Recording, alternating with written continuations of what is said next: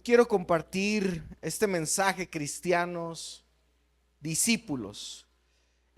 Vamos a leer nuestras Biblias en el libro de Hechos, capítulo número 11, versos del 25 al 26. Hechos capítulo 11, versos 25 y 26. Dice la palabra de Dios: Bernabé salió rumbo a Tarso para buscar a Saulo, y cuando le encontró, lo trajo a Antioquía, y se reunieron con la iglesia por todo un año, y enseñaban a las multitudes, y a los discípulos se les llamó cristianos por primera vez en Antioquía.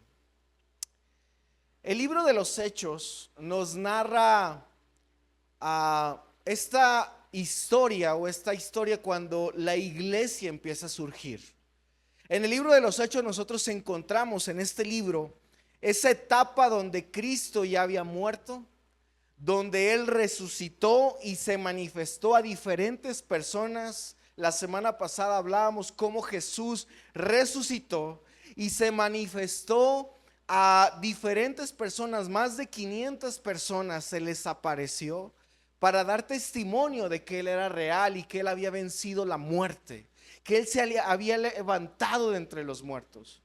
Pero también el libro de los Hechos nos narra esta historia de cómo la iglesia empezó a fundarse, cómo la iglesia empezó a surgir, cómo aquellos primeros hombres que decidieron seguir a Jesús empezaron a multiplicarse y a expandirse. Ahora, cuando nosotros leemos este capítulo 11 del libro de los Hechos, ya habían pasado alrededor de 10 años de que la iglesia se había fundado. Nosotros tal vez leemos los capítulos, ¿verdad? Y lo leemos rápido, pero en este capítulo 11 ya habían pasado alrededor de 10 años que la iglesia se estaba estableciendo y había estado cumpliendo ese llamado que Jesús había hecho a cada uno de sus discípulos, que fueran por todas las naciones para predicar de la palabra de Dios. Ahora, si yo te hiciera una pregunta el día de hoy sobre qué es ser un cristiano, ¿qué es ser un cristiano? Es interesante porque yo no sé si tú has visto ese video, por ejemplo, de un niño que va a bautizarse, ¿verdad? Y el padre está en una iglesia, ¿verdad? Y el padre le pregunta: ¿tú quieres ser cristiano? Y el niño le dice: no, yo quiero ser Messi, ¿verdad? Yo no quiero ser cristiano, quiero ser Messi. Porque para muchos tal vez este concepto de cristiano, si tú, para mí es interesante, si tú en Google pones cristiano, inmediatamente te va a aparecer la imagen del futbolista. El concepto de cristiano tiene que ver con un futbolista, con personas que se dedican al deporte. Pero la pregunta sería: ¿qué es un cristiano? Para muchos tal vez es difícil definirlo. Para algunos tal vez el decir qué es un cristiano, tal vez si tú y yo hoy hiciéramos un ejercicio y tal vez separáramos grupos, diferentes grupos de personas, para que pudieran hacer una definición de qué es un cristiano. Te aseguro que las definiciones cambiarían y no serían la misma definición. Porque tal vez si yo te pregunto, ¿qué es un actor? Tú pudieras definirme qué es un actor. Si yo te preguntara, ¿qué es un agricultor? Pues todos tenemos una definición que es un agricultor. Si yo te preguntara tal vez, ¿qué es un carpintero? Pudieras a lo mejor fácilmente responderme, ¿qué es un carpintero? Pero cuando pensamos, ¿qué es ser un cristiano? Allí es donde tal vez muchos de nosotros podemos de repente atorarnos porque no tenemos la definición exacta de qué es ser un cristiano. Porque tal vez si tú le preguntas a alguien, ¿tú eres cristiano? Hay algunas respuestas obvias tal vez que te pudiera dar. Hay gente tal vez que te va a decir, si tú le preguntas, ¿tú eres cristiano? Hay gente que te va a decir no, un no tajante, no, yo no soy cristiano. Ah, lo tiene bien definido, no es cristiano. Pero tal vez si tú le preguntas a alguien, ¿tú eres cristiano? Hay personas tal vez que te van a responder, ¿sabes? Yo antes iba a la iglesia, antes me congregaba, antes sí iba, pero ahora no. Y pensamos que el ser cristiano es una cuestión de tiempo, donde tal vez antes sí eras, pero ahora por algunas razones te alejaste y ya no lo eres. Y hay gente que dice, antes sí, pero ahora no. Tal vez si tú le preguntas a otro, ¿tú eres cristiano? Tal vez hay quien te pueda decir, no, ¿por qué? Y tal vez ese por qué puede ser, yo no soy cristiano porque ahí hay puros hipócritas. No, no, yo no soy cristiano porque ahí nomás te van a sacar el dinero. No, no, yo no soy cristiano porque eso es puro fanatismo y no sirve para nada. Y tal vez tienen un porqué. Tal vez hay personas que no se han hecho cristianas porque piensan, ¿verdad? Y dicen, no, ¿para qué si yo veo el estilo de vida de fulano? Hay quienes tal vez no han dado buen testimonio de su cristianismo y dicen, para eso mejor no. No, no, no, no, porque para ser así prefiero quedarme como estoy. Tal vez para otros, y este es tal vez el que más me encanta, hay quienes pueden decir, sí soy cristiano, pero no soy tan religioso. O pueden decir, sí soy cristiano, pero no soy de asistir todos los domingos. Sí soy cristiano, pero no soy tan practicante. Y es curioso, ¿no? Cómo puede haber personas que piensan que son cristianos, pero que no son practicantes. Es como hace un tiempo atrás hubo una influencer, Robana creo que se llamaba, esta influencer. Y esta influencer enseñaba a mantener un estilo mediante la dieta vegana. Y todos sus videos inspiraba y animaba a todos sus seguidores a que todos sus seguidores se hicieran veganos. Esta mujer les decía a todos, hey, no coman carne, porque la carne es mala, les va a hacer daño a su cuerpo. No coman carne porque cuando comemos carne matamos animalitos y eso es cruel. Y tenía estas ideologías, ¿no? Ahora, esta mujer un día fue a un viaje con otros amigos y mientras estaban en una comida, a uno de sus amigos se le ocurrió grabar ese momento de esa comida. ¿Y qué crees? Esta mujer en su plato tenía un pescado, ¿verdad? Ahí en su plato comiéndoselo bien rico, ¿verdad? Con sus verduritas, pero el pescado. Lo que provocó que toda su comunidad dijera, oye, ¿por qué tú dices que no comamos carne, pero tú sí estás comiendo carne? Y la mujer quiso justificarse diciendo, bueno, es que yo tenía problemas de salud y pues yo ya no podía comer así, ¿verdad? Y tuve que comer un poquito de carne. Entonces, a ver, o eres o no eres. No sé si me estás siguiendo. Entonces, hay gente que puede decir, sí soy cristiano, pero no lo practico. Y eso no encaja en el concepto bíblico acerca de ser cristiano. Ahora, hay otra pregunta tal vez que pudiéramos definir y que es importante entender. ¿Cómo sabemos si somos cristianos? Si alguien te preguntara, ¿cómo sabes tú si realmente eres un cristiano? ¿Cómo sabes tú que verdaderamente eres cristiano? Ahora, hay quienes pueden decir, bueno, soy cristiano porque nací en un hogar cristiano. Yo, por ejemplo, desde muy pequeño, yo tuve la bendición que mis abuelos, mis padres eran cristianos y yo desde pequeño iba a la iglesia. Y yo hubo una edad, ¿verdad?, donde yo decía, bueno, cuando a veces en la escuela te preguntaban, oyes, ¿y tú de qué religión eres? Yo decía, cristiano.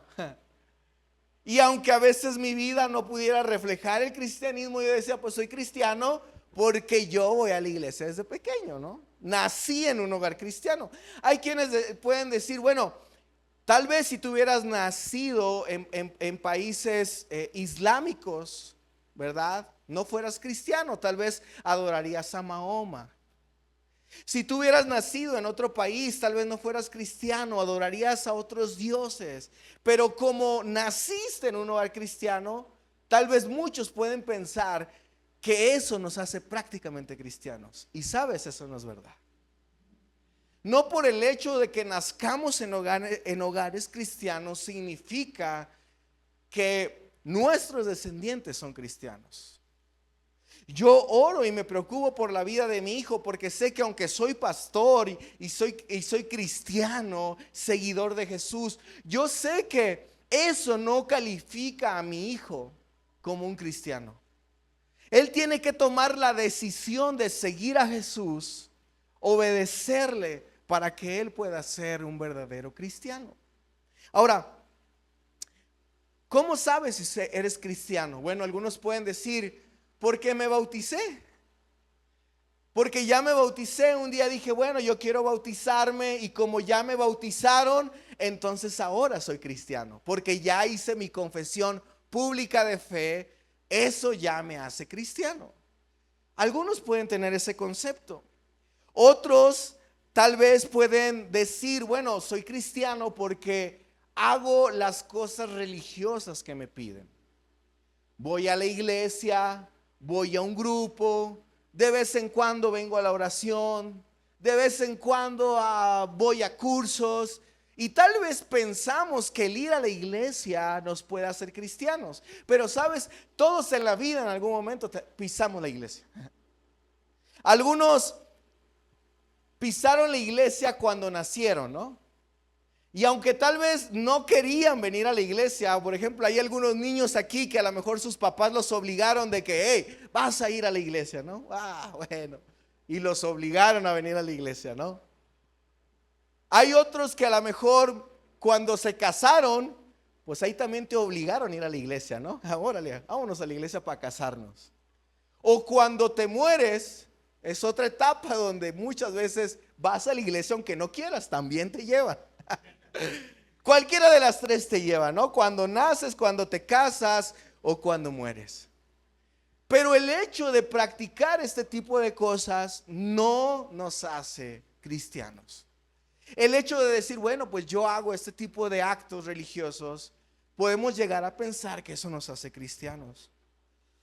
Tal vez alguien puede decir, bueno, yo puedo creer que soy cristiano porque alguien me hizo una oración. Porque el pastor oró por mí. Porque alguien me dijo que repetir. Y tal vez pensamos que el haber repetido una oración o el que alguien nos haya orado, eso nos hace automáticamente cristianos.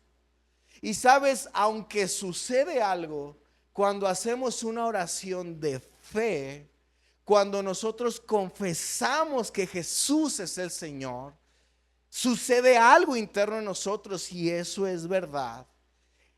El cristianismo no se queda simplemente en esa oración.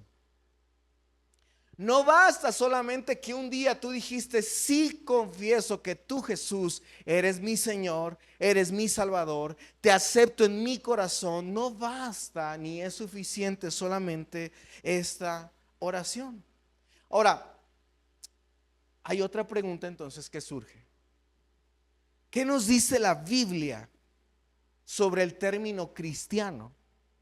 ¿Sobre qué es el cristianismo? ¿Cómo define la palabra de Dios el cristianismo? Y sabes, aquí muchos de nosotros nos podemos atorar. Porque no hay una definición en toda la palabra que defina la palabra cristiano.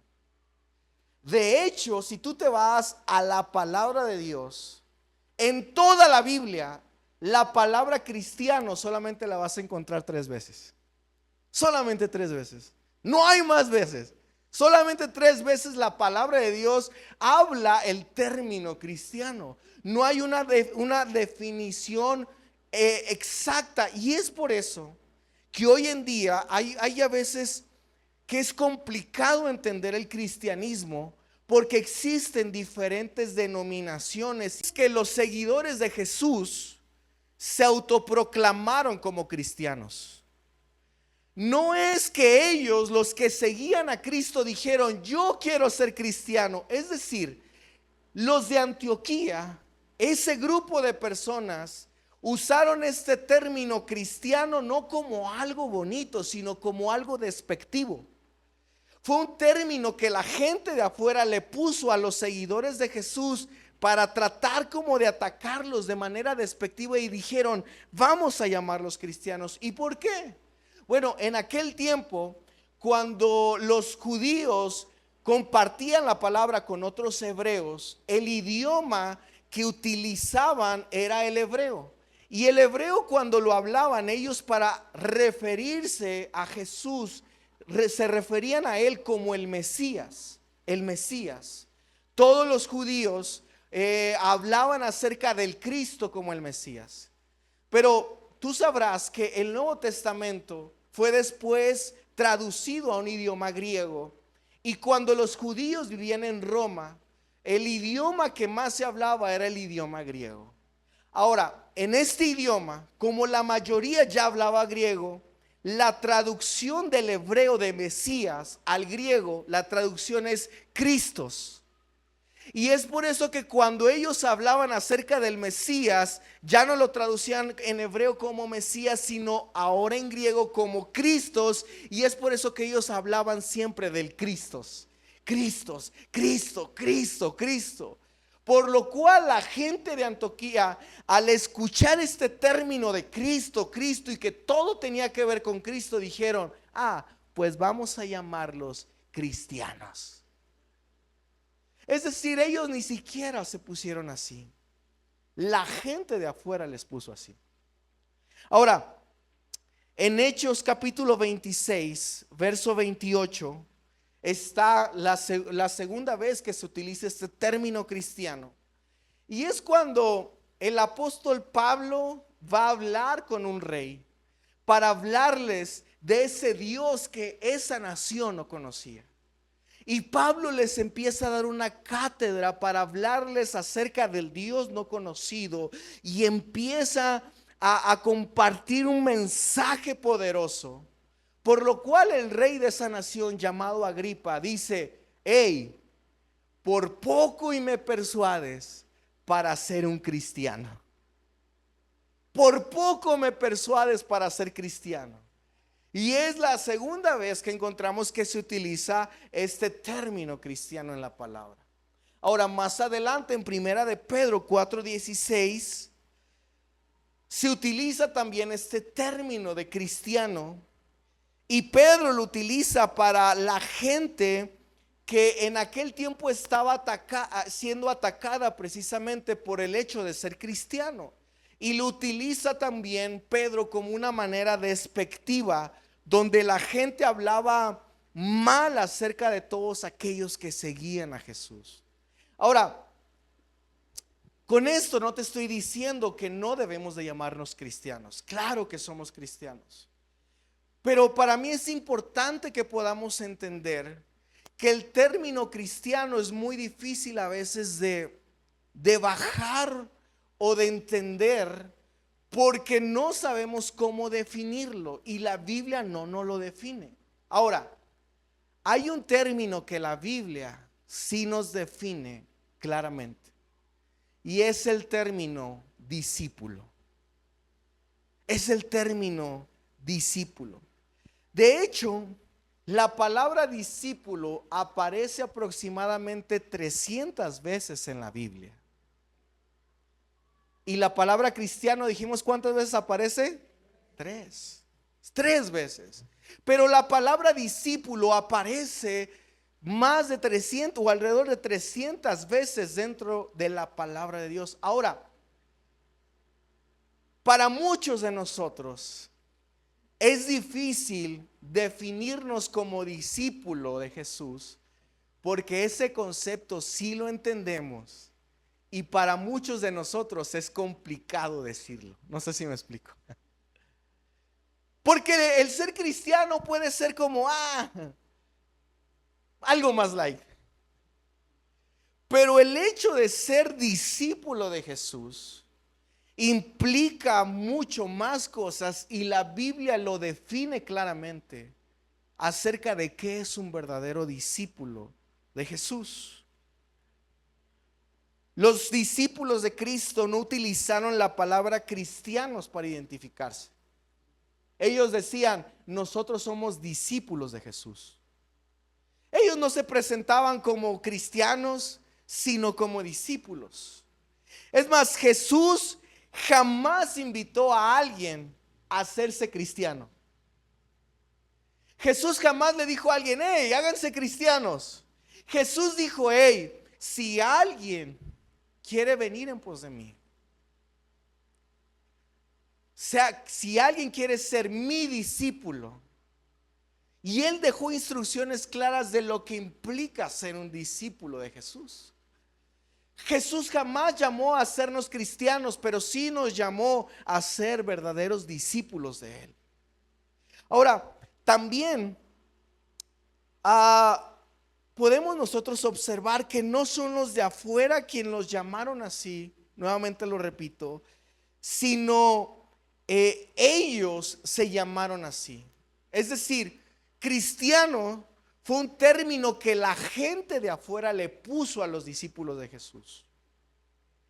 Pero realmente como ellos se percibían, no era como cristianos, sino como discípulos de Jesús. Los discípulos sí se llamaban a ellos mismos discípulos. La gente de afuera a esos discípulos les llamaba cristianos. Ahora, en diferentes pasajes como en Hechos 6:7, Hechos 9:26, Hechos 9:36, Hechos 16:11, aparecen muchas veces este término de ser llamado discípulo de Jesús. Una y otra vez en la palabra de Dios podemos encontrar este término. Ahora, ¿cómo define la Biblia a un verdadero discípulo de Jesús? Quiero que vayas conmigo a Juan capítulo 13, versículos 34 al 36.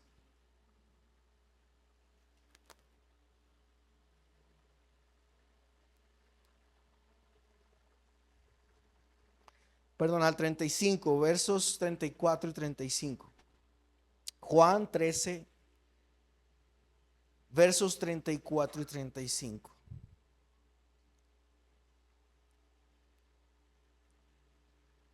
Jesús está en este pasaje en sus últimos momentos aquí en la tierra. Y él está teniendo unos momentos de intimidad con sus discípulos antes de ascender al cielo. Y cuando está en este momento íntimo, Jesús les dice algo bien interesante. Y Jesús les dice, hey, quiero que pongan atención. Un mandamiento nuevo les doy, dice Jesús. Un mandamiento nuevo les doy. ¿Tú te puedes imaginar eso? O sea, todo el tiempo los discípulos de Jesús caminaron con él, aprendieron de él, pero cuando Jesús resucita, les dice, hey, antes de otra vez irme al cielo, quiero darles un nuevo mandamiento. Algo que los discípulos jamás habían escuchado. Algo de lo que los discípulos no sabían y los discípulos yo me los imagino atentos, expectantes, diciendo, ¿qué será lo que me va a decir el maestro? Y ellos están allí atentos, esperando escuchar lo que Jesús iba a decir. Y dice, que se los unos a los otros. Como que cayó la expectativa, ¿no? O sea, ellos esperaban algo como muy chido. Un mandamiento nuevo, a ver. Que se amen unos a otros. Ahora, esto para ellos no era algo nuevo. Todo el tiempo en la ley estaba escrito Amar a Dios, amar al prójimo, eso estaba escrito en la ley desde Moisés. Entonces, ¿por qué Jesús dice un mandamiento nuevo les doy si eso ya lo había aprendido yo desde pequeño? Desde que era chico yo escuché ese mandamiento. ¿Cómo que es nuevo? Pero Jesús, escúchame bien, sigue diciendo que se amen los unos a los otros como yo les he amado. Ahí está ese nuevo mandamiento. Porque antes el mandamiento decía, hey, ama a tu prójimo como a ti mismo. Ama a los demás como tú te amarías. Y tal vez ese mandamiento los discípulos lo entendían, pero mira, tú lo puedes ver. Aquí hay gente que realmente a veces ni se quiere ella misma, ¿cierto? O sea, tú sabes que hay cosas que, por ejemplo, no debemos de comer porque nos hacen mal y decimos, de algo me voy a morir. Si no te quieres ni tú para cuidarte, ¿no? Hay veces que amarnos nosotros mismos, es más, hay veces que nos podemos sentir mal de algo. Por ejemplo, yo muchas veces es algo que he aprendido a rendir a Dios y le he pedido a Dios que me ayude. Porque regularmente yo soy de las personas que cuando me duele algo, yo soy bien indeciso y pospongo mucho para ir al médico. Y hasta que ya estoy bien mal y me ando muriendo, ay, ahora sí llévenme al médico, ¿no? Cuando tal vez pude evitar ciertas cosas yéndome a tratar antes, pero hay veces que conmigo mismo soy flojo. Hay veces que no cuidamos nuestro cuerpo, que no cuidamos lo que entra en nuestra mente, en nuestro corazón, lo que escuchamos. Entonces, si no nos amamos a nosotros mismos, ¿cómo podemos amar a otros? No sé si me está siguiendo. Ahora, por eso el mandamiento de Jesús, Él lo cambia y dice, ustedes han escuchado esto, ¿no? Ama a tu prójimo como a ti mismo. Pero este mandamiento yo les quiero dar: que los amen como yo los he amado. En eso dice la escritura, sigue diciendo en este versículo que estamos leyendo, dice, así también se amen los unos a los otros. En esto conocerán todos, ¿qué dice ahí? Que son mis discípulos. En esto ustedes conocerán que verdaderamente son mis discípulos. ¿Cómo? En la forma en cómo amamos a los demás. ¿Cómo debe de amar un verdadero discípulo? Como Cristo amó a los demás. Y hay veces que eso está bien cañón, ¿no? Porque amar a alguien que me dañó, híjole, qué complicado es. Porque amar a alguien que me hizo la vida de cuadritos, eso es complicadísimo, difícil de hacer. Hacer un bien a aquel que me hizo un mal, ¿cómo? Pero Jesús nos dice, hey, si verdaderamente eres mis discípulos, tienes que hacerlo como yo lo hice. Jesús, cuando fue camino a la cruz, claro que hubo personas que se burlaron de él, que lo menospreciaron, que lo insultaron, que hablaron de él, que lo golpearon. Y aún en sus últimos suspiros en la cruz del Calvario dijo, Padre, perdónalos porque no saben lo que hacen. Un discípulo de Jesús aprende a perdonar.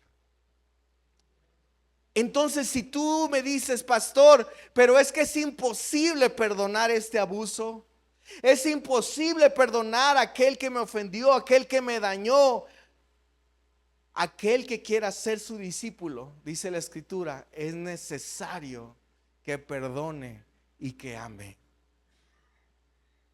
En eso se caracteriza un discípulo de Jesús.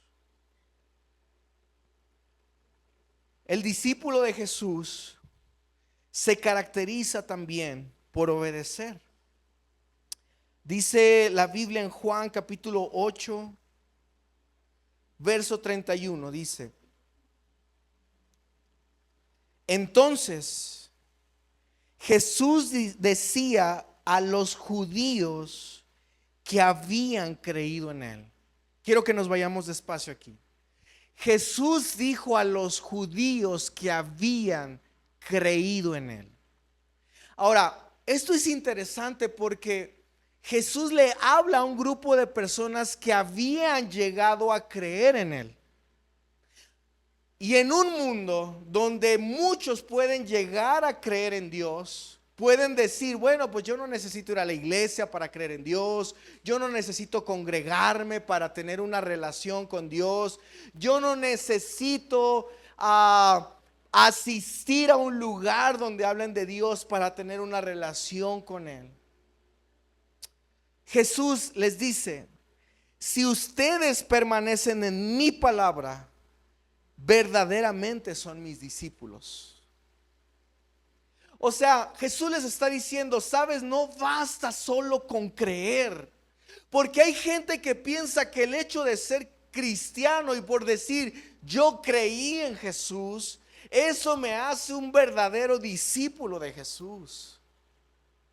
No basta. Mira, la Biblia incluso en algún momento nos dice que cuando muchos lleguen a su presencia delante de Dios, Dios estando ahí, la persona llegando al cielo y se presente delante de él, el Señor les dirá: hey, yo no los conozco. Dice, y muchos en aquel día dirán: Señor, ¿cómo no me conoces? Si en tu nombre yo eché fuera demonios, si en tu nombre sané enfermos. Porque una doctrina, simplemente el hecho de creer, no te hace un verdadero discípulo de Jesús. Ahora fíjate, en un mundo donde había muchos dioses, donde la gente adoraba diferente tipo de dioses, Santiago escribe y dice: bien dicen en decir que Dios es uno, y bien si creen eso. Pero Santiago dice: pero aún los demonios creen y tiemblan. Es decir, no basta simplemente con una doctrina, con decir yo sé la palabra, conozco versículos bíblicos, a mis amigos les mando los devocionales, a mis amigos les mando un texto. ¿Qué es lo que nos está diciendo Jesús? Si realmente tú dices que eres un discípulo mío, no basta con creer. Necesitas permanecer en mi palabra, es decir, obedecer cada mandamiento que yo te doy.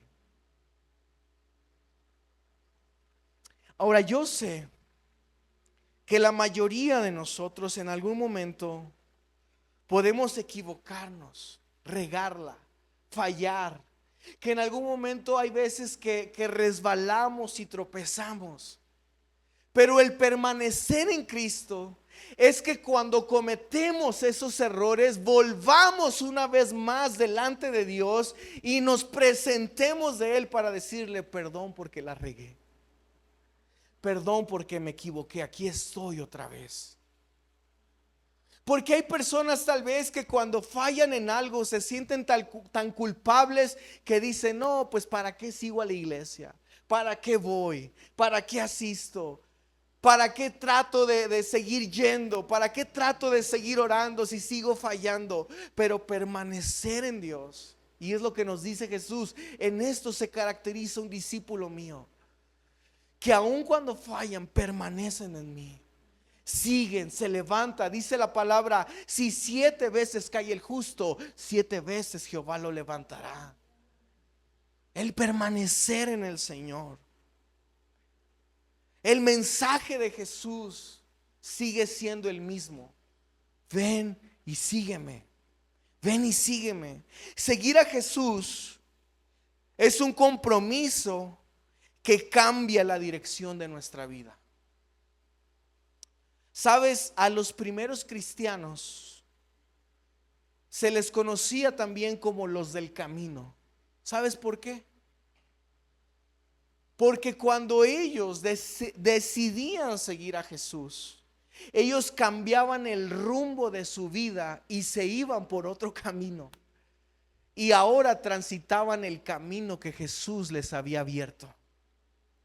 Y es por eso que a esos primeros cristianos también se les conoce así. Porque cuando seguimos a Jesús hay arrepentimiento. Cuando seguimos a Jesús debe haber un cambio, debe haber una transformación. No se trata solamente de pasarla chévere, no se trata solamente de pasar un buen momento, sino se trata de que cada uno de nosotros podamos experimentar un cambio a través del poder del evangelio, a través del poder de Dios, a través de Jesucristo. Seguir a Jesús no solamente es entregarle nuestro destino. No es solamente decir, bueno, como ya dije que Jesús es mi Señor y mi Salvador, pues ahora Él va a cambiar mi destino. Y si yo iba al infierno, ahora yo sé que voy al cielo. Gracias a Dios por eso. Porque queremos que Jesús cambie nuestro destino, ¿cierto? Queremos que Jesús nos lleve a ese cielo que Él ha prometido. Pero seguir a Jesús implica también entregarle nuestro camino. No solamente mi destino, sino mi camino, lo que yo hago todos los días de mi vida. Es hacer ese cambio en mí, en mi corazón, en mis actitudes, en mi forma de hablar, en mi forma de pensar. Traté de hacer un pequeño experimento, ¿no? Si me pueden ir ayudando, vamos a ir cerrando esto. Hace unos días atrás escribí en ChatGPT. Algunos lo ubican, ¿saben qué es? Es una inteligencia artificial. Hoy se está utilizando mucho las herramientas de inteligencia artificial para poder de alguna manera hacer nuestra vida más simple, ¿no? Y es interesante porque estas inteligencias artificiales lo que provocan es que las cosas que son difíciles de investigar o de entender, tú les haces una pregunta y ellos te dan una respuesta exacta de lo que tú quieres. Aquí lo interesante es que tú y yo podamos hacer como la pregunta correcta. Incluso, por ejemplo, si tú quieres hacer un sermón o una predicación, tú puedes ponerle ahí, oye, ¿sabes qué? Dame una predicación, no sé, acerca de la adoración. Y la inteligencia artificial te va a dar todos unos puntos y bíblicos acerca de cómo hacer una predicación acerca de la adoración. Y yo quise ponerle ahí, hice un experimento y yo le puse al chat, yo le puse, escríbeme una oración de 30 segundos donde describa un buen deseo por seguir a Jesús. Le puse, ayúdame a hacer una oración para orarle a Dios y yo describir mi buen deseo de querer seguirle. ¿Sabes lo que me escribió? Te lo voy a leer.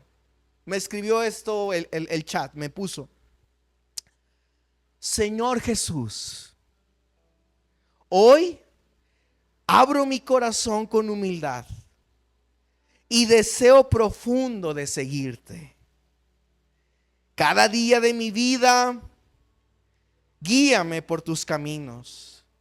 Enséñame a amar como tú amas, a servir con alegría y a vivir con una fe firme en medio de las dificultades.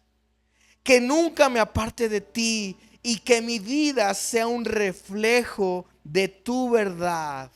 Amén. Eso me puso el chat. Ahora, esto es una máquina. Es una máquina lo que dijo esto. Es una máquina lo que hizo esta oración. Es una máquina lo que dijo: pon en mí un deseo profundo de servirte con alegría. Pon en mí la firmeza de seguir adelante. Una máquina lo dijo. Ahora, yo pienso en esto y digo, hubiera sido más fácil que Dios nos hubiera dejado como estas máquinas, ¿no? Donde Dios apretara un botón y todos adorando a Dios, ¿no? O sea, fácil. Para Dios yo pienso que no era imposible, como con un clic, todos adorando, todos rindiendo. Pero sabes, Jesús, el Señor, el Creador, el Dios Todopoderoso, le plació darnos libertad, un libre albedrío, para que tú y yo podamos hoy decidir si queremos seguirlo o no. Él no quiere obligar a nadie. Él no quiere obligar tu corazón. Él no quiere que tú a la fuerza vengas a la iglesia, vengas y le adores. Él quiere que tú y yo lo hagamos con un corazón real y sincero. Él pudo haberlo hecho, pero a Dios le plació darnos esa libertad para que dentro de nosotros hubiera una rendición real, verdadera, un corazón verdaderamente rendido, arrepentido por lo que hemos hecho, por nuestros pecados, por nuestra maldad, por aquellas cosas que nos hemos equivocado. El Señor nos dio esa libertad para que hoy tú y yo podamos tomar la decisión de seguirle o no. Hoy Jesús nos da esta decisión. ¿Quieres seguirme? ¿Quieres ser mi discípulo? Pues ven y sígueme.